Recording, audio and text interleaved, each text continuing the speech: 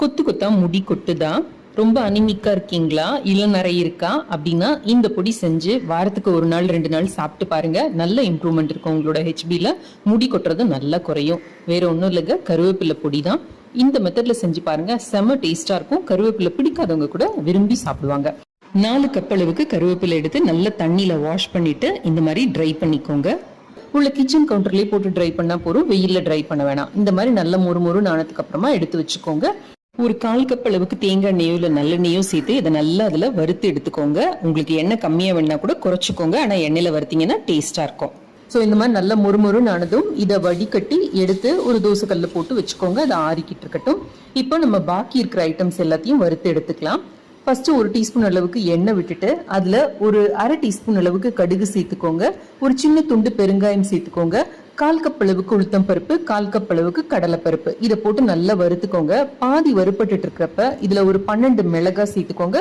உங்க கார அளவுக்கு ஏற்றபடி இதை நீங்க அட்ஜஸ்ட் பண்ணிக்கலாம். இதையே சேர்த்து வறுத்துட்டு அடுப்பை ஆஃப் பண்ணிட்டு அதுக்கப்புறமா 1/4 கப் அளவுக்கு தனியா சேர்த்துக்கோங்க. இதுல ஒரு பெரட்டி கொடுத்தீங்கன்னா போதும். தனியா நம்ம வறுக்க வேண்டிய அவசியம் இல்லை. இந்த பருப்பெல்லாம் நல்ல கோல்டன் கலர்ல இருக்கு பாருங்க இப்ப கிறிஸ்பா. ஒரு சின்ன பூண்டு எடுத்துக்கோங்க. இது தோலெல்லாம் நீங்க உரிக்க வேணாம், ஜஸ்ட் அந்த பல்லுப்பெல்லாம் பிரிச்சு இதுல சேர்த்துக்கோங்க. இதையும் வறுக்க வேண்டாம், ஜஸ்ட் நீங்க அந்த இருக்கிற சூடுலயே பெரட்டி கொடுத்தீங்கன்னா போதும். இப்போ இதை நல்லா ஆற வச்சு இதை ஒரு மிக்சிக்கு டிரான்ஸ்ஃபர் பண்ணிக்கோங்க. இது அப்படியே ஆறிக்கிட்டு இருக்கட்டும். அதுக்குள்ளார நம்ம 1 டீஸ்பூன் அளவுக்கு எண்ணெய் விட்டுக்கலாம்.